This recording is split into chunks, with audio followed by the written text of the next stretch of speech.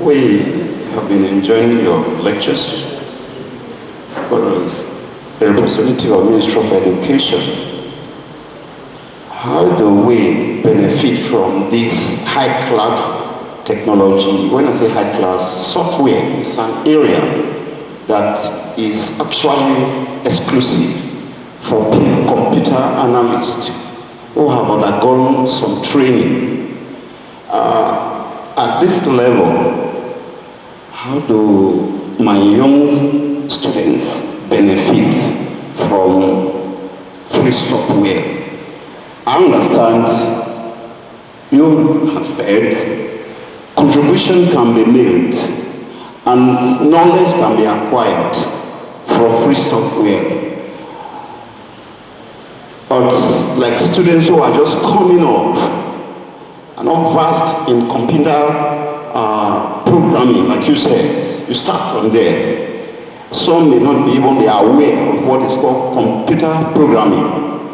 And now you are introducing software, an area that is more intricate. How do we stand to benefit at our level and pass the knowledge even to other students?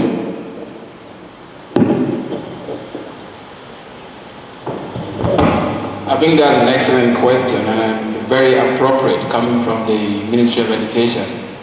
Now, what I have tried to demonstrate here is a very high-level description of everything. But what you touched on is the most important thing. This is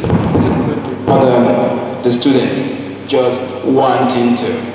This is going to involve all of us, the Ministry of Education, the principal and his administration, and the school itself, in the sense of us old boys and all the friends of school. The first thing we need to do is start to create a culture amongst our young people. A culture that, demonstrates how technology affects life. Let's forget the intricacies. Let's forget the complexities. Let me give you an example. Yesterday I was talking to a group of the college boys, and I wanted to get a sense of how many of them have these attributes like you described. How many of them actually know will understand what we're talking about. So it's a very small survey. It was I graded them, from 0 to 5. 0 being very rarely, and 5 being very often, on the usage of computers versus mobile phones.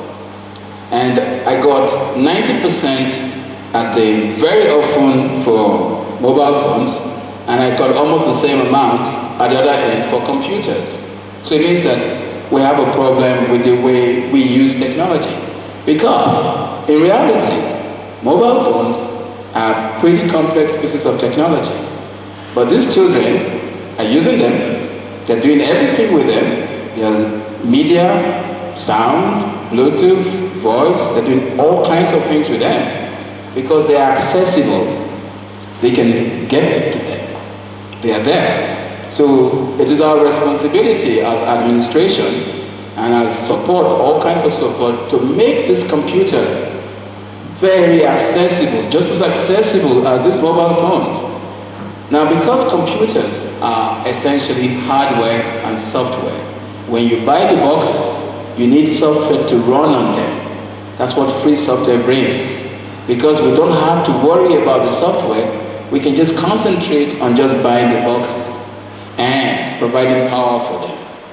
So if we have a class that has 20 PCs, we have more here, thankfully. But if we have a lab that has 20 PCs, then if we put free software on there, make this lab really available.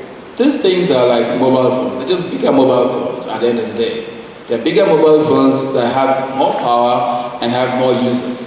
So we want to have the children interact with them as much as they interact with mobile phones. So really, this is not new. I mean, the whole telecentric model has been shown to work. You have a place where you have 20 or 30 PCs and people come there regularly. We should have, if for instance, we had our way, we would want the computer lab to be open 9 a.m. to 9 or to whenever the principal says the children have to go home or have to be in their hostels. I think that these days is about 9 o'clock. You would have prefects running these labs under the guidance of some senior lab administrator. You would have students involved in projects.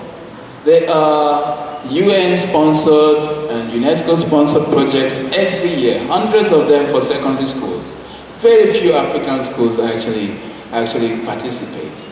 And it is not because the kids are not as clever. It's because we have no resources at all for them to even become aware, not talk of, participate. Just half the time, the competitions are not any really smart things. They're just communities interact, and we're hoping that, okay, if we take away the stumbling blocks, which are, all right, resources to provide the hardware, free software which is freely downloadable, committed teachers who are ready to give some of their time, students who want to develop themselves, then we've got an explosive mixture.